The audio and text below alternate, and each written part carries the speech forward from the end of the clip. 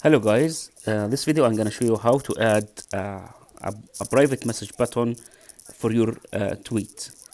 So first you go to Google and search for Shretih Twitter message. Just search for that sentence or keyword, then pick the first result, which is within my website khalil-shretih.com.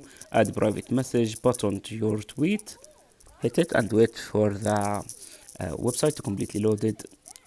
It's just gonna take a few seconds, depends on your internet connection. Once it loaded, if you got some ads, just click the X button. Like this ad, you can see the X button on the top right corner. Close it. Anyway, if you like that, you can click and follow that. So the app is easy to use. Just you need to add your Twitter username without the at for sure. So this is one of my Twitter username, which is Khalil_Shretih. And the text button, you can type hello, what. It's better to add it without quotations and single quotations. So hello,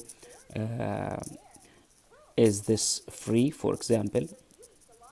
Now you need to approve that you are not a robot. Then hit generate my code.